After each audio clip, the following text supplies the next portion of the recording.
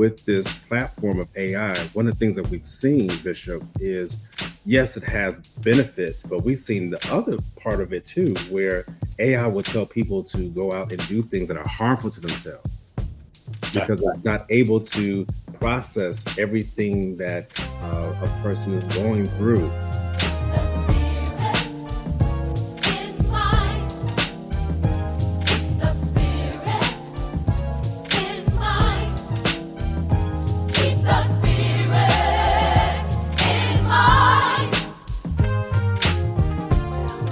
To the Spirit in Mind broadcast with your hosts, Bishop C. Guy Robinson and Dr. Jonathan Shepard, where we explore faith and mental health perspectives on current affairs.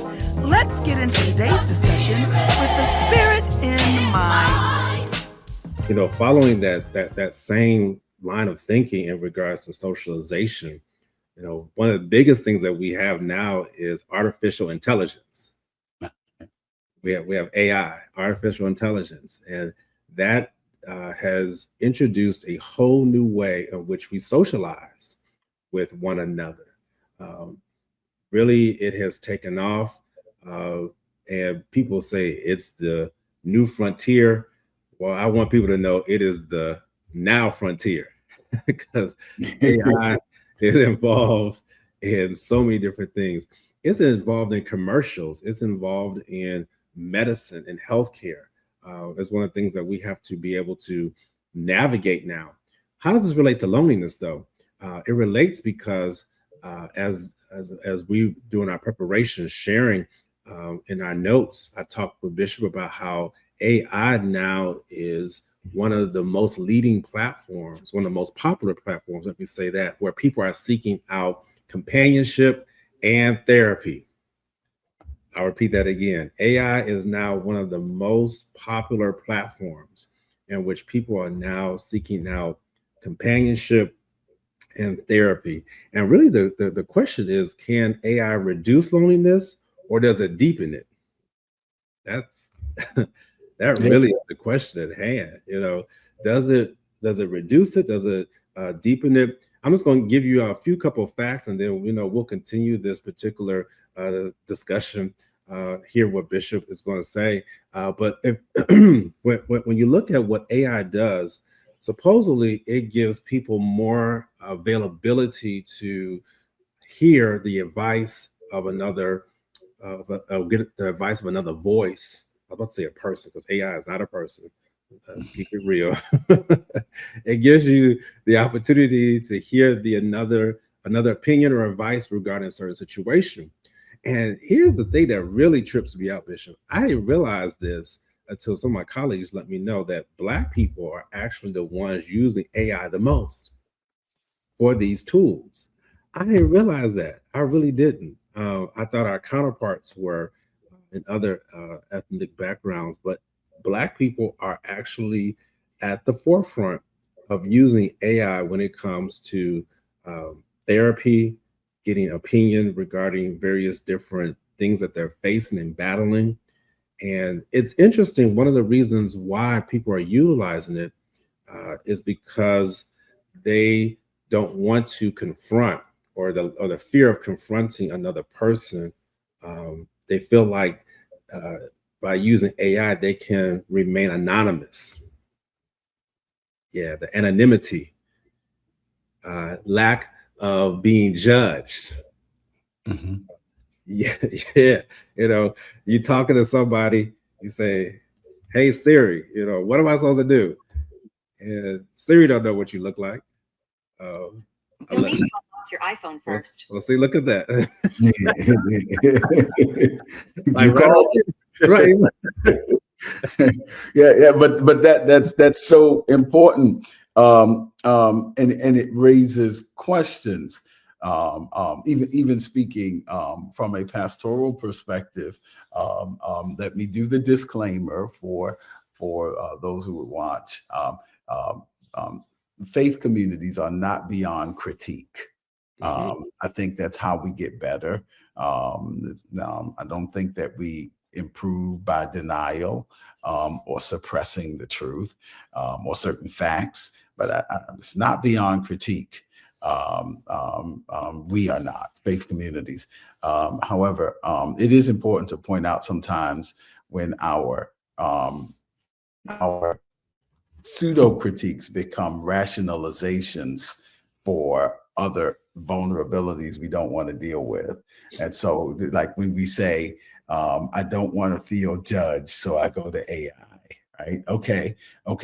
That begs the question. I don't know. You very may well be in an environment where you are being judged. But it raises the question, are you being judged, and how do you define judgment? Because if I'm already uncomfortable with community, what is really making me uncomfortable is not judgment, but accountability. Right. And when we're in community, we're accountable to each other. And if I have this penchant towards independence as opposed to interdependence in community, then when I'm held accountable, I don't know the difference between critique and criticism. And they are very much distinct. Critique is meant to offer pathways to improvement based on a positive overall perspective, whereas criticism is meant to, or tends to have, more ad hominem attacks and put a person down. And so, but if I'm already sensitive to being vulnerable in any way, then am I really adequately distinguishing critique from criticism? Am I distinguishing judgment from accountability? And you may need to talk through those things, because that is perpetuating the loneliness that is only kind of reinforcing the cycle. Because if my solution is community, but I don't know what healthy community looks like, then I use my rationalizations to continue to isolate myself from community, which only continues to exacerbate my problem. I want to just kind of expose how that loop needs to be interrupted. And that's why there's help and hope. That's why there's someone to talk to. That's a reason to see your pastoral care or your psychotherapeutic care provider. Because AI is wonderful. Certainly has many advantages, certainly has many things that we could use in positive ways, inclusive of how we're using spirit and mind and other ways that it is an asset to us. But there's also something to be said about considering the use of AI as artificial intelligence as a proponent or a creator of what Esther Perel, psychotherapist, calls artificial intimacy. The other AI. And so, as she calls it. And so is that legitimate? Is this creating, is this sufficient to satisfy my need for human interaction? Is this sufficient for my need to be accountable? Because I am my brother's keeper. I am my sister's keeper. And we do affect each other. And particularly for those of us who come from a faith tradition, particularly in the Christian tradition, it is meant to be beloved community. One decision affects another. And that's true of us in family. One family member's decision can affect or infect the whole family.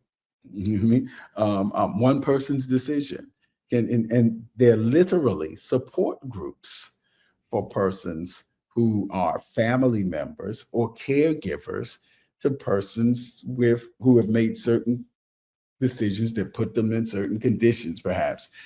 They're care groups they're support groups for the family members of the incarcerated, for family members of those who wrestle with various addictions, because one person's decision has other effects on the system. That is a very biblical concept. Our decisions affect each other. In fact, the scriptures say the whole earth travails, waiting for the manifestation of the children of God. What that means is, Dr. Shep, we talk about this all the time, but one of the characteristics of mental health is the ability to realize our potential. Yes. And so while realization of potential may be a personal thing in one aspect, the realization of potential is also partnered with making contributions to community, because my personal development and the realization of your personal potential has ripple effects on those with whom we're meant to be connected, or vice versa. My arrested development affects those with whom I am in community, because we're really not in this alone. Now, take that scripture. The whole earth is in a posture of travailing, working, laboring, waiting for children of God to realize their potential and contribute to community. Wow. Because we affect each other. And so that's why we want you to be the best version of you. You and I can't be the best version of ourselves in isolation. Wow. Wow. And then it begs to, the question begs then, does AI, is it taken away from our ability to be able to be the best that we can be?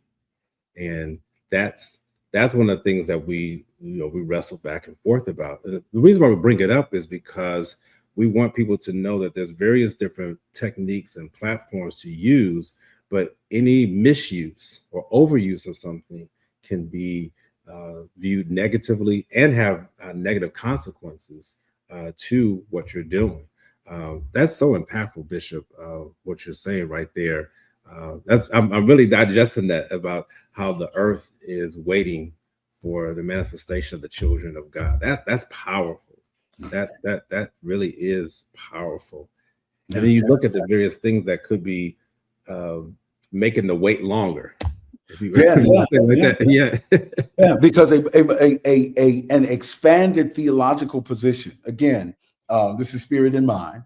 But again, our theology is so impacted by our sociology.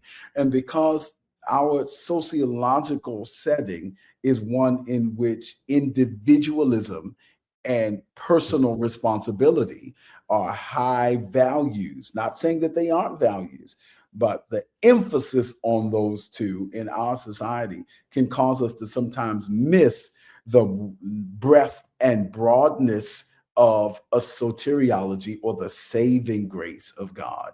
So this idea of salvation is not just personal, but it is societal. And it is not just societal, but it's ecological.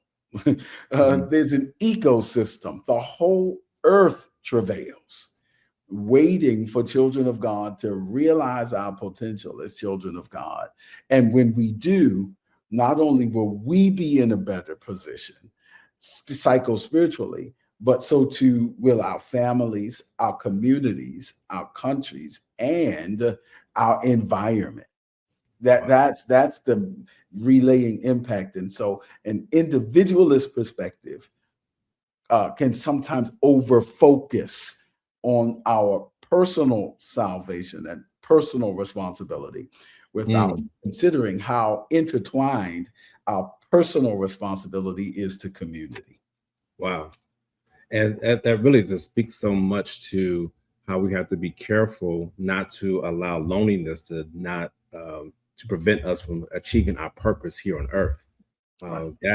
That's huge. That really is huge. And I'm thinking about, even with this platform of AI, one of the things that we've seen, Bishop, is yes, it has benefits, but we've seen the other part of it too, where AI will tell people to go out and do things that are harmful to themselves because it's not able to process everything that a person is going through. We've had suicidal attempts, and I hate to say, we've even had suicidal completions due to advice given by AI. And this is one of the fears that we're having in the mental health world, the professional world, if you would, that even when our patients are coming in for treatment, and I'm not sure how you all feel as a pastor, how they're coming in for counseling, but I know when they're coming in for treatment, Bishop, we have to ask, who have you been talking to? Absolutely. Who else have you been consulting? And it's so interesting now well, I did ask AI, before it used to be Google, Dr. Google was, I used to have to compete with Dr. Google. Well, that's not Mhm. what Google said. I don't Mhm. hear as much of that now, but I definitely hear more of AI. Well, Dr. Shepard, AI didn't tell me to do that. It actually told me that I should stop taking the medication and Mhm. go over here and buy this and that. And I was like, okay. And I have to feel, well, I won't say I have to feel, but I have to be able to work with that person where they're at. I just can't tell them, well, stop listening to it or just throw it out, because otherwise I'm going to end up losing the person. I'm Mhm. going to end up losing the case. I'm going to end up losing the reason why they're coming to see me. Thankfully, they're still coming to see me.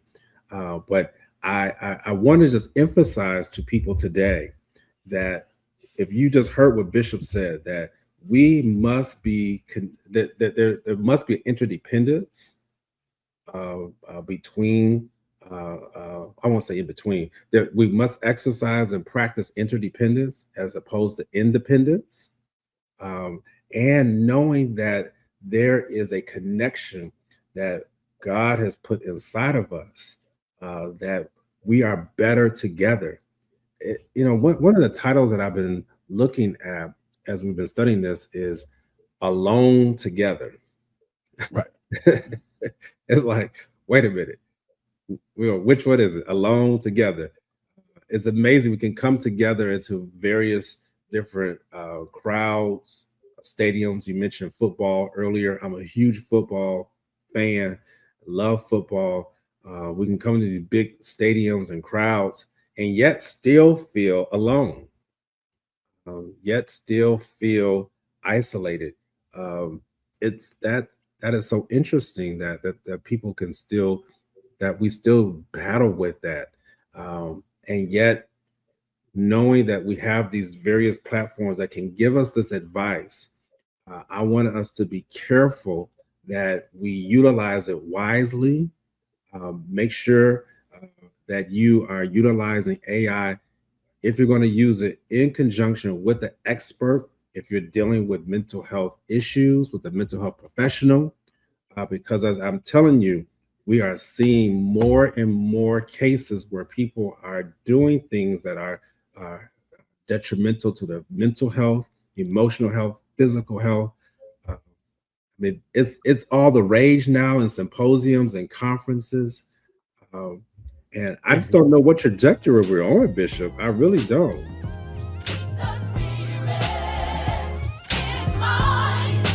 Don't forget to follow us on social media. We're on Facebook at Spirit in Mind, and we're also on Instagram at Spirit in Mind Live. Join us next time for a new episode of Spirit in Mind.